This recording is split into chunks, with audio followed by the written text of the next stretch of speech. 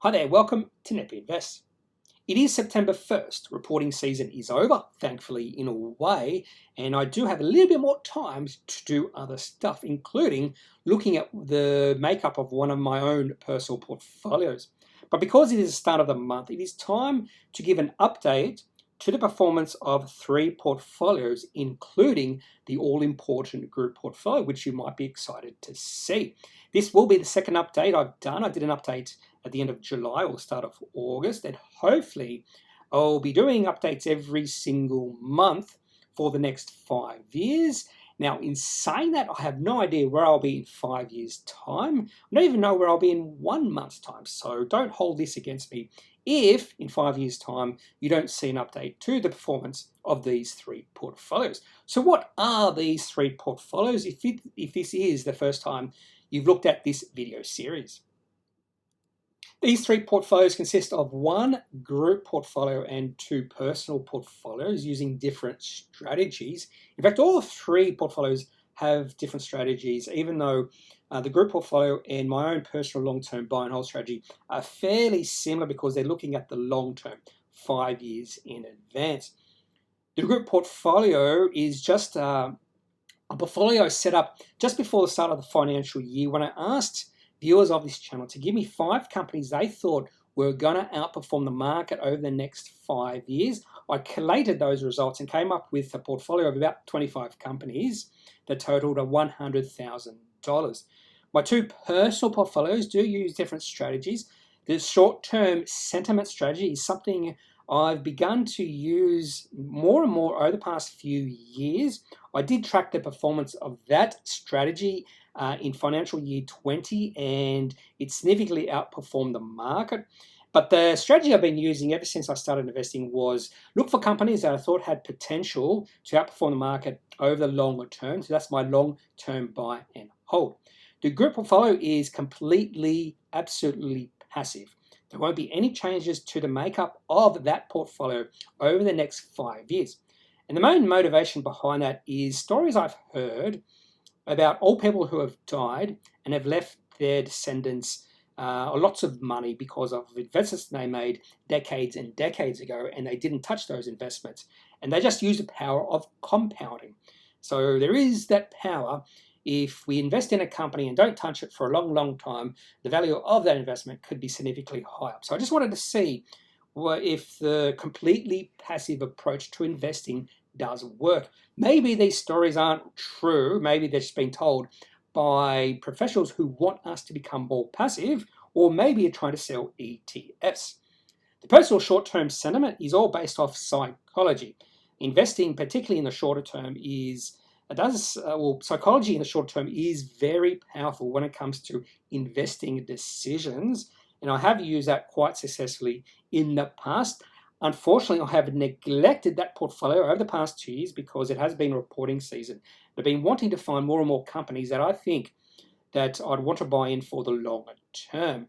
And then my long-term buy and hold portfolio uses a very the sort of strategy that a lot of investors do use. Try to find companies they think are longer-term buys. They think will become bigger companies in 5 years, 10 years, 20 years, and just hold those companies for as long as possible unless there is some reason to sell.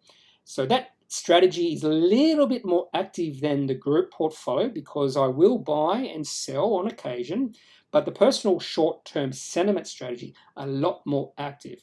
And I've been a little bit less active in that strategy in the past few months simply because I've been focusing more on my long-term portfolio. Before we get to the performance updates to those three portfolios, just want to touch upon a mission I started towards the start of July. And I wanted to create a video on every single company that achieved a positive operating cash flow June quarter, looking at their Appendix 4Cs or Appendix 5Bs for miners. I just did not think when I started this mission that there would be a plethora of companies that achieve this important milestone. So I've made a slight adjustment to how I'm going to achieve this mission. 1 month ago, I had 105 more companies to do. Now I've got 65. And to fulfill this mission, I've decided to, instead of doing standalone videos for every single company, I'll just do standalone videos for some of the companies I think are possible investments for the future, or I just want to talk about in one video. And then all the remaining companies, I've put them into group videos, and there's numerous reasons why I decided to put those companies into a group video. So I'll touch upon that in the videos themselves. So 64 more companies to do, 8 standalone videos, and 11 group videos. So 19 videos to do over the next month and 1 week. So I do have 5 weeks to do those 19 videos. And no doubt, I think I definitely will achieve this mission.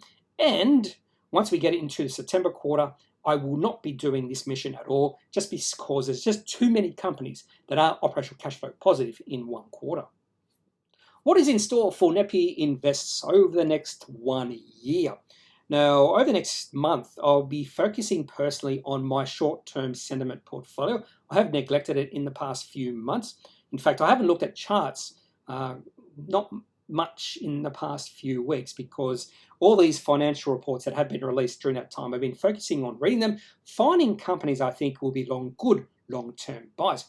I've also talked about getting on Facebook, doing some podcasts. So that's not standalone podcasts. That would be just taking my videos and putting them onto the podcast. I'm thinking about Patreon. That way I can have subscribers and focus my attentions more on those who are willing to pay me a little bit more money. I've also thought about Instagram, even TikTok. So TikTok is a video-based platform, and I've been thinking, would it be okay to put my videos on TikTok? I have no idea. I don't even know what TikTok is, except it is video, and it's quite popular, especially among younger people. Most of my videos moving forward from here will be standalone videos on individual companies. So fewer videos where I'll be doing or putting about 5 or 6 companies in one video. For instance, 5 hot stocks or 5 companies to buy, that sort of thing. If you do have a problem with that, just leave a comment in the comment section. Maybe I can slightly adjust that strategy and put a little bit more of those sort of videos. But I do want to focus more on individual companies moving forward. One more thing we have to touch upon before we look at the performance of the 3 portfolios, and that is look at the overall market. I do know some investors completely ignore what's happening in the market, and in my opinion, that is a bit of a mistake. It's a good idea to get ahead across what's happening not only in the economies around the world, but also, and what the central banks are doing as well, but also what's happening with the market. Because I do know some people are really bearish. They think the markets are really overvalued, but some people have been thinking that for the last 5 years. And if you've been in cash for the last 5 years, you've done terribly. And I do know some investors are in almost 100% cash right now because they think that there has to be a correction at some point in the future. But the market keeps on rising. And we have seen this over the past year. So this is the XJO, which is the top 200 companies on the ASX. And this goes to just before the COVID-19 financial panic, when the XJO was just about around 7,200, which was a record for this indice. And then during the COVID-19 financial panic, of course, the market went down all the way to 4,400. The one mistake I made at that point in time was I had a target for when I was going to go all in. So I was highly in cash at that point in time. My target was 4,000. If the market got to 4,000, I'd go all in. It got to 4,400. And the one thing I came away from the COVID-19 financial panic is not to have a target, because if that target is not hit, then you have to be adaptable and change your plans. And I was adaptable enough that I started investing just after that. And I think a good strategy would, once it gets to near your target, you could start averaging in, not go all in, but just start averaging in, if that makes sense. But ever since that low of 4,400 on March the 23rd, 2020, the market has been tearing up, and it continues to go higher day after day. We have on occasion some down days, but when you look at this chart, this is a classic uptrend. This is, if you saw this sort of chart for any company, this would be a very bullish chart, and there'll be no reason to sell out. So at this point in time, there's no reason to go to cash, because the market just looks like it's going to keep on rising. So even though We're in lockdowns in Sydney, and those lockdowns in Sydney might continue for the next few months, even though we more than likely will have negative GDP growth for this quarter, and it might continue for the next quarter, which will mean we'll have a double dip recession. Even though we're talking about that, the market keeps on going higher because the market knows once we come out of these lockdowns, we're going to see a lot of economic activity. I am a little bit concerned about what's happening in China right now, and that China issues will have some supply constraints or supply issues around the world.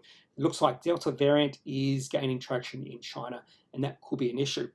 But more than likely, once we get 70 to 80% of people vaccinated in this country, hopefully, and I am concerned about some individual states who will continue to lock down even when we get over 80, 90% of people vaccinated, and I think that will be a significant mistake. We need to open up to the rest of the world. The rest of the world is starting to learn to live with COVID-19 and the Delta variant. We need to do that as well. There's also already been issues about companies leaving Australia, people leaving Australia, particularly brainy people in those sort of jobs. Just yesterday, I saw a movie that was going to be filmed here has moved overseas and will be filmed in another country. And I think the elimination strategy that New Zealand is trying to go towards is the wrong strategy because COVID-19 is going to be with us maybe forever, and we just have to learn with it. Now, that aside, I think there is potential that the market will keep on rising for a while. And until we see signs that the market has reached the top, and who knows when that could be. That could be 1 year, 2 years from now. And it is, in my opinion, overvalued right now.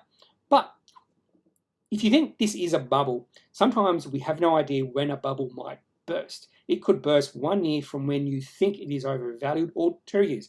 So the XGO, the markets around the world just keep on rising for a long time before we see another correction. Just want to touch upon the performance of the group portfolio for July, and then we can see how some of these companies have performed during August. Overall, the group portfolio was up about 3.2% for July, which was significantly better than the overall market, which was just up over 1%. And the best performing companies for July were Arctis, Lake Resources, Tesserent, and Novonix. And the worst performing companies were Imogen Biosystems, Credit Intelligence, and Pointera. Now let's have a look to see how the group portfolio has performed in August. Now I forgot to mention in looking at the XGO that during August the XGO was up 1.5%. And for August the group portfolio was up about over 5%. And for the first 2 months of the financial year, the group portfolio is up 8.7%. Significantly higher than what the market has done during the first 2 months of the financial year. And of course, just like every portfolio, there's going to be some stellar performers and some companies that will be breaking some people's hearts. And by far, the best two companies over the first 2 months of the financial year have been the two lithium-related companies, Novonix and Lake Resources. Novonix up over 100% at 103%, and Lake Resources up 82%. And then Arctis up 36%, Unity up 31%, ResMed 23%, which is a surprise that sort of big cap company can have a rise of 23%. We're going to have to have a look at that chart. That could be a very interesting chart. Email payments has really recovered, up 18.7%. The worst performing companies, Imogen Biosystems down 27%, Pointera down 24%, and Dusk down 21%. That has been under pressure. If you do look at Dusk's financial report, they did mention, even though they had a really good financial year, the first part of this financial year, because of the lockdowns, they have seen some sales down quite a bit from previous years, and Fortescue Metals down 10%. And that makes sense because iron ore prices have taken a dive over the past month. Now to the performance of my short-term portfolio, which uses sentiment as a trigger to buy or sell companies, particularly looking at swings from negative to positive sentiment to buy, and then swings from positive sentiment to either neutral or negative sentiment to sell. Even though I have neglected this portfolio over the past few months, I have been still active, and I have made 5 disposals, but only 2 purchases. And the reason why I've made way more disposals is because when I do have companies in this portfolio, it's much easier to see shifts in sentiment compared to finding companies out there that I don't own where there's shifts in sentiment from negative to positive. Disposals for the month, Dusk, and just have a look at the chart for Dusk. Have a look at their full-year results. They have mentioned that sales are down this year on last year because of the lockdowns in Sydney and Brisbane. And just looking at the chart, definitely some negative sentiment when it comes to that business. I'll be looking for a shift in sentiment once we start to see these lockdowns come to a completion, and that's when you might take another position in Dusk. Phoenix is quite obvious because we've seen iron ore prices come back a bit because of a lull of economic activity in China. Now, I have been thinking about buying back into Phoenix simply because when they released their full-year results, they were quite good, and the dividend yield in that company will be quite high. But again, I am concerned about future iron ore prices, and if iron ore prices fall off a cliff, Phoenix share price will fall off a cliff as well. SG Fleet sold that simply because it went from positive sentiment to neutral, share price just going sideways. IAG, I think I bought a little bit too soon in that company, and that's the main reason. And then Hammer Resources, we're just seeing the share price drifting downwards, and that's a bit of negative sentiment, so that's the reason I bought. The 2 purchases I made, 5G and BetMakers, simply because the sentiment has shifted in both those companies from negative to positive. So overall, $24,504 I've got to spend on companies over the next month or a bit, and that's one of the reasons I'll be looking at a lot of charts during that time. Now, over the past 2 months, the best performing companies in this portfolio have been Atomos, AMS. There is a question whether that company belongs in this portfolio or my long-term buy and hold portfolio, because I do think that company has a lot of potential in the future.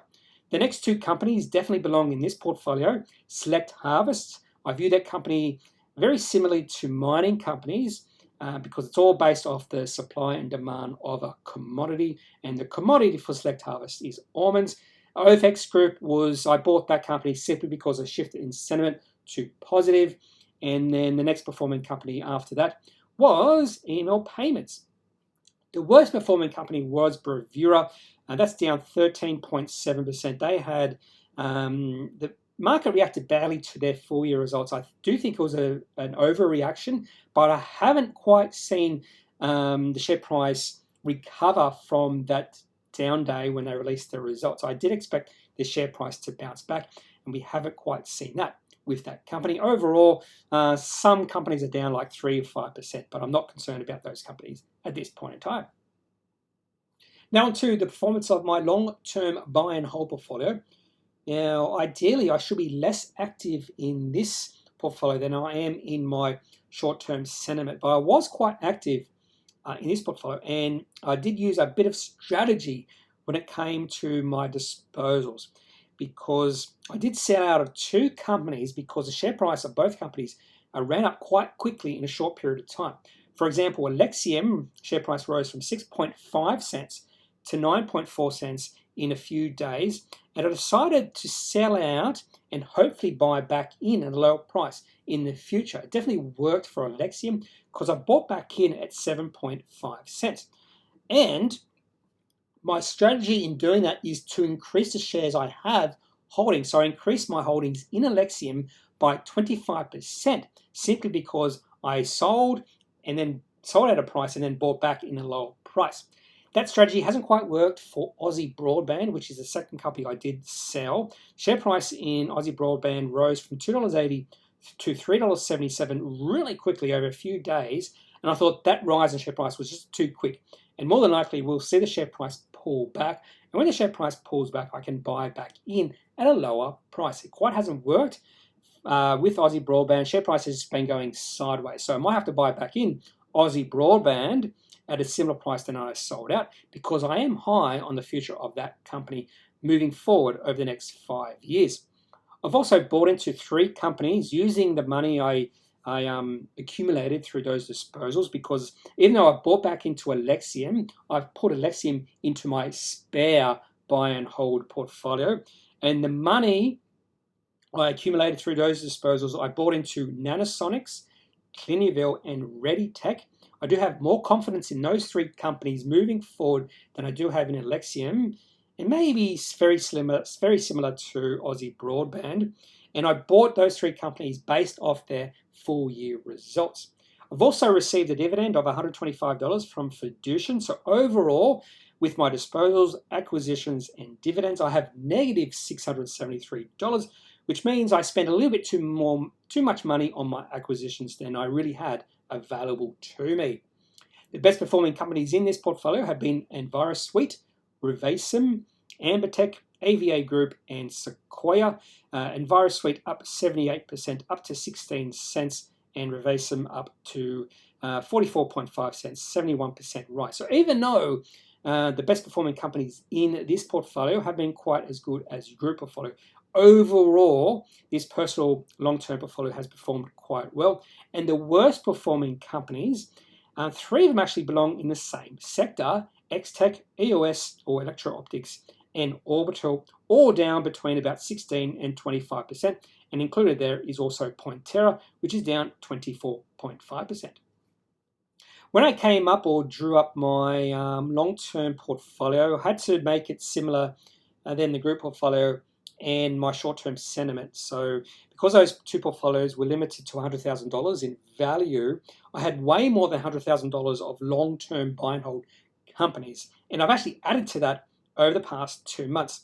So I had to decide which companies belonged into my long-term buy and hold and which companies had to be separated from it. And these companies have been put into my spare portfolio.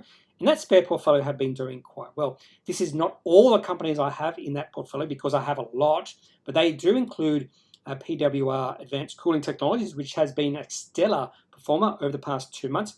Kogan, Appen, Nitro, Hum, Catapult, Mitchell Services, and Serata.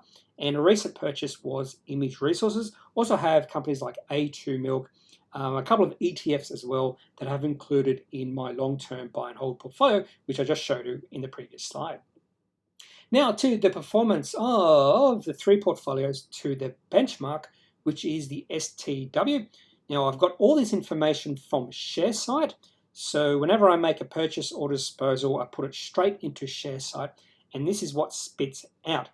So the overall market or the benchmark, the STW, which I believe is the ASX 200, up 3.64% for the first 2 months of the financial year. My short-term sentiment portfolio is only up 3.74%, which makes sense because I've been neglecting that portfolio. And that's why I want to spend a little more time to spend that $25,000 of cash. The group portfolio up 8.74%. The ultimate aim of the group portfolio and any sort of portfolio you have is to double the market returns. That's the ultimate goal. But the main goal is to beat the market, because if you can't beat the market, you might as well just put your money into ETFs. And my long-term buy and hold portfolio is up 13.2%.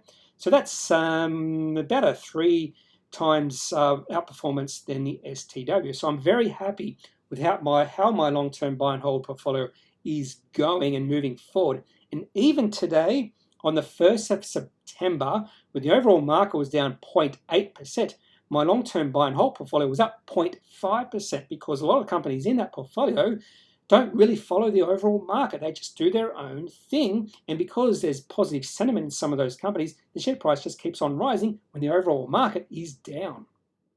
That is all I have for this August 2021 performance update to 3 portfolios, group portfolio and 2 of my own personal portfolios. If you have any questions in regards to any of the portfolios, any of the companies I own in any of my 2 portfolios, what strategies I use, anything at all, just leave it in the comment section of this video and answer anything you have to say within the next few weeks. Hopefully, I can't guarantee you at this point in time, because I do get quite a few comments, and sometimes some of those comments do get through and I don't actually see them for quite a while. Otherwise, I'm not a financial advisor. If you do need financial advice, make sure you seek out someone who is qualified and can speak to your own financial needs. That's it for this video. Hope you have a great day. Talk to you later. Bye.